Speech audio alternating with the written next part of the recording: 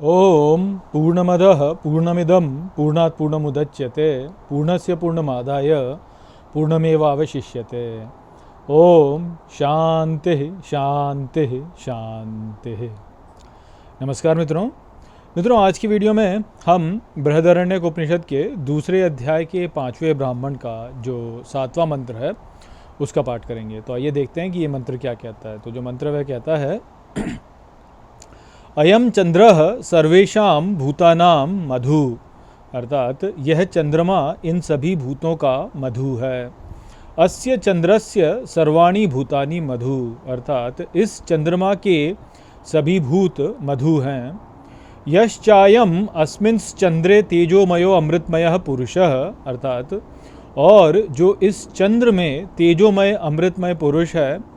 यश्चायम अध्यात्मम मनसः तेजोमयो अमृतमयः पुरुषः, अर्थात और जो इस अध्यात्म के मन में तेजोमय अमृतमय पुरुष है।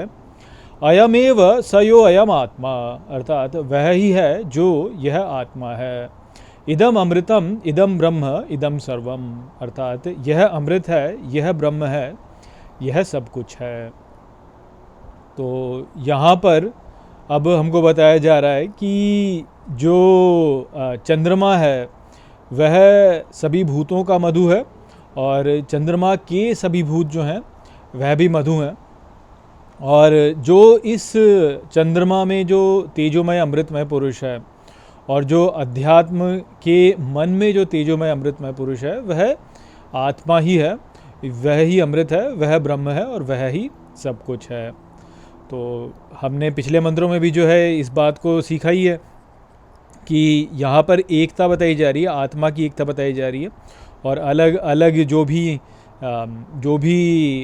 भी हम ब्रह्मांड में जो भी कुछ देखते हैं या जो संसार के अलग अलग पहलू हैं उन सब में जो तेजोमय अमृतमय पुरुष है वह वास्तव में आत्मा ही है, इस प्रकार से बताया जा रहा है। तो अब यहाँ पे जो है चंद्रमा और मन के बीच का संबंध बताया जा रहा है। तो ये बताया जा रहा है कि जो ये चंद्रमा है इसमें जो ये तेजोमय अमृतमय पुरुष है और जो इस अध्यात्म अर्थात जीव के द्वारा धारण किया गया जो ये संसार है, तो जो ये अध्यात्म है, अध्यात्म अर्थात जो जीव के द्वारा धारण किया गया संसार, तो इस अध्यात्म में के मन में जो तेजोमय अमृतमय पुरुष है वह वास्तव में क्या है, तो वह आत्मा ही है। तो चंद्रमा का संबंध यहाँ पे मन के साथ में जोड़ा गया है। और चंद्रमा जो है उसको मन के साथ में क्यों जोड़ा जाता है, क्योंकि जो हमारा मन है वह एक प्रकार का प्रतिबिंब ही है ना। तो जैसे सूर्य है, तो सूर्य के बारे में क्या बोला था कि जो ये जो सूर्य है, जो आदित्य है, उसको बोला गया था कि वह और जो देखने वाला है, जो देखने वाला तेजोमय अमृतमय पुरुष जो चक्षु है वह एक है। तो जो देखना है वह प्रकाश से देखा जाता है ना। जब आप कुछ भी वस्तु को देखेंगे तो आप उस पर प्रकाश डालेंगे तभी तो वो दिखेगी ना। और जब वो प्रकाश डालते हैं तो वो दिखती है, परंतु वो जो दिखती है वो जो प्रकाश का जो स्रोत है वो थोड़ी ना दिखता है हमको, वो वस्तु दिखती है। तो वो जो वस्तु हमको दिखती है उसमें होता क्या है कि जो प्रकाश से निकली हुई जो किरणें हैं वो उस वस्तु पे गिरती हैं और वहाँ से फिर वो प्रतिबिंबित होकर हमारे नेत्रों में आती हैं और तब हम उसको देखते हैं। तो वो जो भी वस्तु हम देखते हैं वह वास्तव में प्रकाश से प्रतिबिंबित जो है उसको देख रहे हैं हम। और सूर्य और चंद्रमा के बीच में यह ही संबंध है कि सूर्य जो है वह प्रकाश का स्रोत है और उसका जो प्रकाश है वह चंद्रमा पर गिरता है और चंद्रमा पर गिरने पर चंद्रमा प्रतिबिंबित करता है उसको और तब हमें चंद्रमा दिखता है। तो ठीक इसी प्रकार से हमारा जो ये मन है, जो हम मन जो जिसको हम अनुभव कर रहे हैं, ये मन जो है ये प्रतिबिंब है किसका, आदित्य का। तो आप ऐसे सोचिए कि जो परमात्मा है, परमात्मा का जो प्रकाश है उसका प्रतिबिंब जो है वह हमारा मन है। तो हमको तो ये लगता है ना कि हमारा ये मन हमारा मन है। जैसे किसी नास्तिक से यदि आप पूछें कि भाई मन क्या है, तो वो बोलेंगे कि हाँ जी हमारा ब्रेन है और हमारे ब्रेन में जो है केमिकल रिएक्शंस होते हैं जिससे जो है हम अनुभव करते हैं, या हमारी आँखें जो हैं वो देखती हैं और देख करके जो उसका सिग्नल होता है वह वो जो है वो सिग्नल जो है वो हमारे विजुअल कॉर्टेक्स में जाता है, वहाँ पे उस सिग्नल की प्रोसेसिंग होती है और तब हमको ये सब दिखाई देता है। तो वो मन को उस प्रकार से बोलते हैं। परंतु यहाँ पे वो वाली बात नहीं बोली जा रही है, यहाँ पे अलग बोला जा रहा है। यहाँ पे बोला जा रहा है कि जो आत्मा है वह ही प्रकाशक है, और उस प्रकाशक का जो प्रतिबिंब आता है वह प्रतिबिंब जो है वह मन है। तो आदित्य क्या बोला था? चक्षु बोला था। और मैंने आपको आदित्य के समय पे बताया था कि जैसे बिजली है, जब वो कड़कती है तो बिजली कड़कने पर जो है उसको वो हमें दिखती पहले है और उसका शब्द हमको बाद में सुनाई देता है। और वो इसलिए मैंने उसका जो भारतीय विचारधारा में उसको बताया जाता है, समझाया जाता है कि ऐसा क्यों है, तो उसमें ये बोला जाता है कि क्योंकि चक्षु जो है वह हमसे जाता है और जो शब्द है वो दिशा में आता है। तो क्योंकि चक्षु जो है वह जाता है इसलिए वो पहले हम देख लेते हैं उसको, और दिशा जो है उसमें आता है इसलिए बाद में हम देखते हैं। अब उसका जो साइंटिफिक एक्सप्लेनेशन है वो अपनी जगह पे बिल्कुल ठीक है, परंतु जो तात्विक स्तर पर उसको यदि हम भारतीय विचारधारा समझे तो इस प्रकार से हम उसको समझते हैं। तो जो चक्षु है वो क्या है? आत्मा का प्रकाश जो है, जो आत्मा का जो प्रकाश जो प्रक्षेपित होता है वह चक्षु है, और जो उसका प्रतिबिंब है, जो प्रतिबिंब है वह मन है, वो चंद्रमा है। तो चंद्रमा जो है इस प्रकार से उसका प्रतिबिंब है। तो इसलिए जो है यहाँ पे बोला जा रहा है कि जो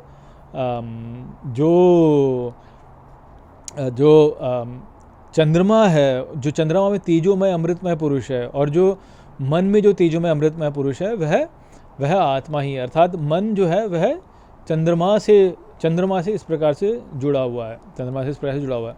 अब ये जो बात है इसमें एकता हम कैसे देखें? तो इसमें एकता आप इसी प्रकार से समझिए, देखिए कि जो मन है वास्तव में वह ही वो है जिसके द्वारा जो जब स्थिर हो जाए, जब वो स्थिर हो जाए तो वह वास्तव में फिर ब्रह्म ही हो जाता है। मन यदि स्थिर हो जाए तो ब्रह्म ही हो जाता है। तो कैसे? देखिए, जैसे यदि आप देखें तो जो चंद्रमा का जो साइज़ है, जो चंद्रमा का हमको जो साइज़ दिखता है, जो उसको जितना बड़ा गोला वो हमको दिखता है आकाश में, और जितना बड़ा गोला हमको सूर्य दिखता है आकाश में, दोनों गोले वास्तव में एक ही साइज़ के हैं।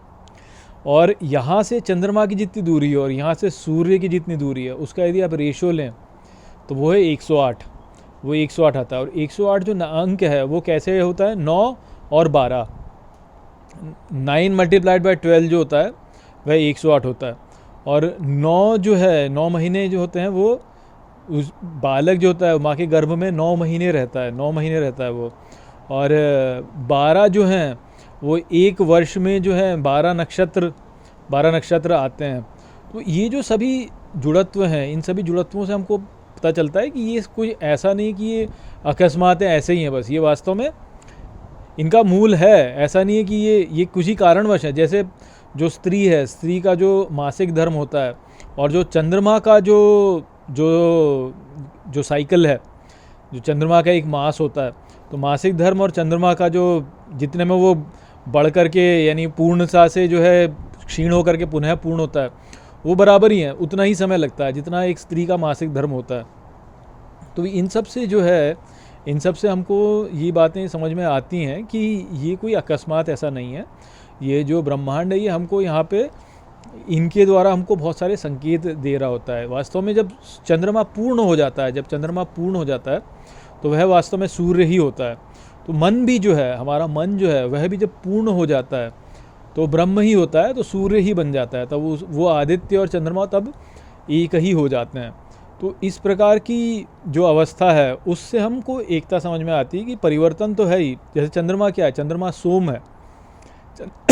चंद्रमा जो है वह सोम का प्रतीक माना जाता है कि सोम, इसलिए सोम जो है वह उसको चंद्रमा से जोड़ा गया है। और जो सूर्य है वो क्या है? तो वो प्राण प्रवाहित करने वाला है वास्तव में। और सोम और प्राण जो है उनको एक ही बोला गया है, वास्तव में एक ही बोला गया। प्रश्नोपनिषद में सोम और प्राण को वास्तव में एक ही बोला गया है, क्योंकि सोम जो है वह रई है, उसको रई बोला है वहाँ पे, और प्राण जो है तो प्राण ही, और फिर प्राण को ही रई बोला है। तो सोम ही वास्तव में प्राण भी है उस प्रकार से। तो ये सारी बातें हैं जो कि ये जो इस ब्रह्मांड में चल रहा जो नृत्य है उसकी एकता को दर्शाने वाली बातें हैं यहाँ पे ये सब कुछ। परंतु जो हमको यहाँ पे मूल स्तर पे जो समझना है, मूल स्तर पे समझने के लिए जो बात यहाँ पे वो यही है कि जो हमारा मन है और जो इस ब्रह्मांड में चंद्रमा है, तो चंद्रमा और मन जो है वह एक दूसरे के साथ में जुड़े हुए हैं। और उसको जुड़ने का कारण क्या है कि जो प्रकाश का प्रतिबिंब है वह ही चंद्रमा है, और क्योंकि हमारा मन भी वास्तव में प्रतिबिंब ही है, तो इसलिए वो चंद्रमा और इस चंद्रमा के बीच का हमारा संबंध समझ में आता है कि उसमें जो पुरुष है और जो यहाँ है वो ऐसा ही। और देखिए मन जो होता है उसमें परिवर्तन है, मन का जो खेल है वो परिवर्तन वाला ही है। यदि परिवर्तन ना रहे तो मन का लय हो जाता है, और चंद्रमा जो है उसमें परिवर्तन होता है, वो आधे से पूरा होता है और पूरे से पुनः वो पूरा होता है, पूरे से क्षीण हो जाता है, फिर पुनः पूरा होता है, फिर क्षीण हो जाता है, फिर पुनः पूरा होता है, फिर क्षीण हो जाता है। और इससे ही जो है जगत में आनंद भी ऐसा ही उत्पन्न होता है। ये जगत में जो आप कहेंगे कि जो भी कुछ हम अनुभव करते हैं वो परिवर्तन में अनुभव करते हैं ना, तो इस प्रकार से भी हमको ये समझ में आता है कि इस प्रकार से चंद्रमा और मन जो है वो एक दूसरे के साथ में जुड़े हुए हैं। तो वो समझने वाली बात यहाँ पे है वो इसी प्रकार से है। तो आशा करता हूँ कि ये मंत्र आपको ठीक प्रकार से समझ में आ गया होगा। चलिए इसी के साथ इस वीडियो को यहीं पे समाप्त करते हैं। नमस्ते।